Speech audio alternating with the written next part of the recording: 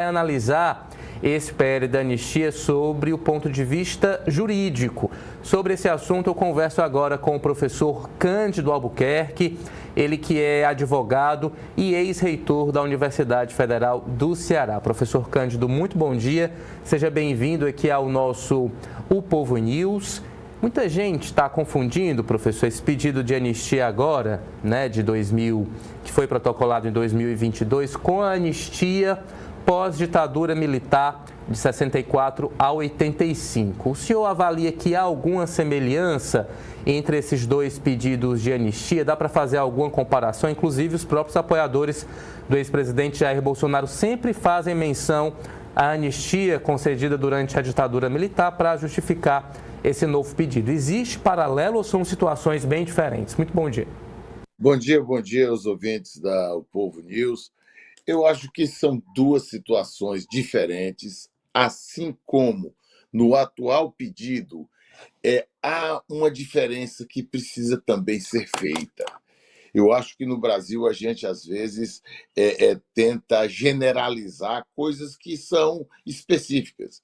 Eu acho que aconteceu lá em 1964, é uma situação onde houve tortura, onde houve uma série de problemas, etc. Haviam dois grupos, né? Havia um grupo armado que atuava no Araguaia, e, sim, inclusive urbanamente, e um governo imposto pelos militares. Havia uma ruptura clara. Agora nós temos uma outra situação. Agora nós temos uma situação extremamente interessante e me parece que é preciso a gente dividir. Uma coisa é o que aconteceu antes do 8 de janeiro. Antes de 8 de janeiro, o que a imprensa divulga, eu não tenho conhecimentos mais próximos, o que está posto pela imprensa, é que haviam documentos, foram pensados documentos para estabelecer um Estado de acordo com a Constituição, mas um Estado que criaria uma exceção ao resultado da eleição. Essa é uma situação. A outra situação é a de 8 de janeiro. No dia 8 de janeiro, você tinha uma turma sem nenhum comando. Você tinha uma turma que houve uma bagunça, houve um quebra inaceitável. As pessoas estavam equivocadamente contra o resultado da eleição. Até aí, tudo bem, eu concordo. Mas dizer que elas foram lá para tomar o poder propriamente, eu tenho minha dúvida de encontrar esse paralelo. E o que está, na verdade, gerando esse mal-estar, e isso é fundamental, é que há uma divergência, inclusive, no Supremo Tribunal Federal com relação às penas. O ministro Luiz Fux, e aí foi o que gerou toda essa questão de apressar a tramitação do projeto, o ministro Luiz Fux tem achado um exagero nas penas. Ele já colocou claramente que não concorda. A moça do batom, ela pichou lá um batom, mas recebeu uma pena de 14 anos. Me parece que é um exagero. Então, o que o PL está tentando fazer? Está tentando acelerar a tramitação do processo da anistia.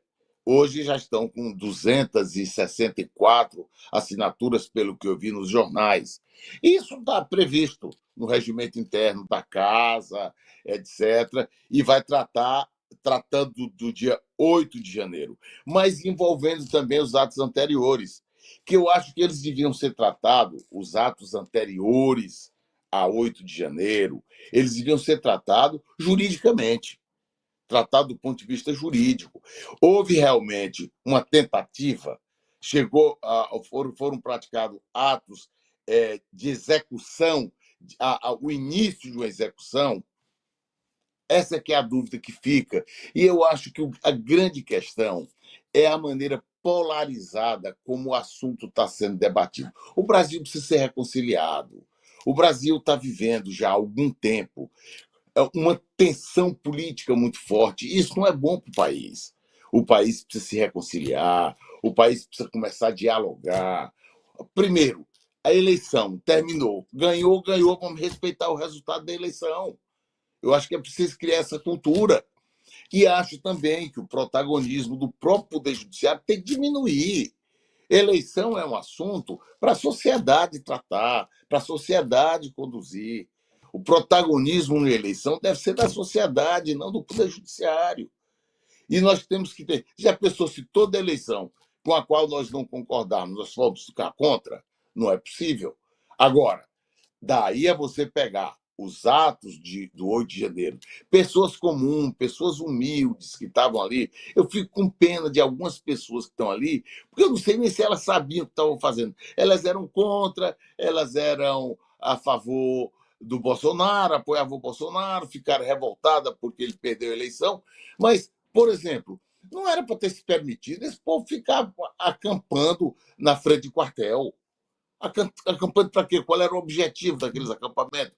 Eles deviam ter sido, já devia ter tido um diálogo, acabado com aqueles acampamentos, porque eu acho que essas questões você tem que discutir de acordo com a lei.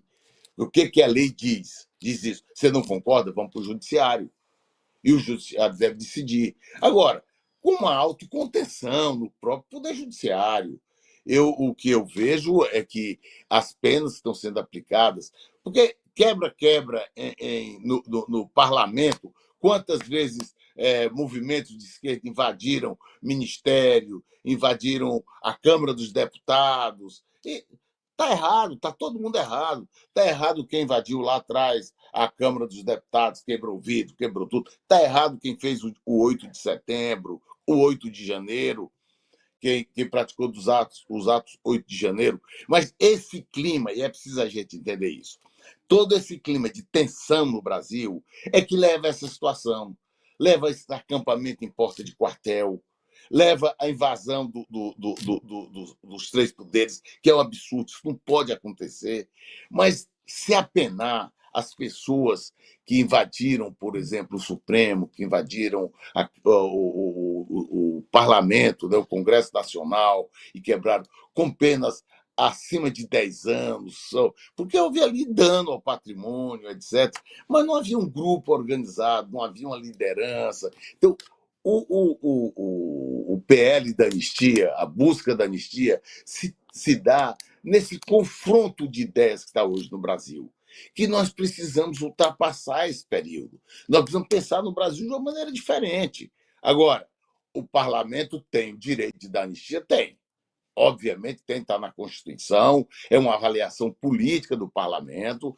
Eu vi aí hoje de manhã, lendo nos jornais, que já tem 262, 64 assinaturas pedindo audiência, portanto, a audiência será aprovada.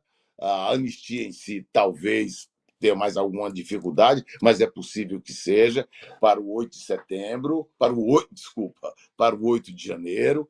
Mas, enfim, eu acho que o que o Brasil precisa hoje é acabar com esse conflito interno, essa divisão entre eles e nós e eles, dois grupos se degladiando, não aceitando o outro.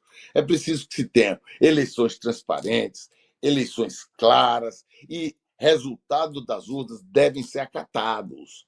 Mas daí a se considerar que eu, por exemplo, do ponto de vista jurídico, analisando juridicamente, eu não vi a execução propriamente, o início da execução de um golpe, não vi, juridicamente falando. Eu não vi nenhum grupo assim, vamos pegar o presidente da República, vamos pegar o presidente do Congresso, do presidente do Supremo, não. Eu vi uma turma entrando, quebrando tudo lá dentro, que é inaceitável o que eles fizeram. Então, eu acho que esse PL da anistia ele está tramitando nesse vácuo que está sendo criado por essa polarização. Eu acho que está na hora do Brasil parar, pensar no Brasil. O mundo está muito conturbado e a gente precisa pensar no Brasil. Acho que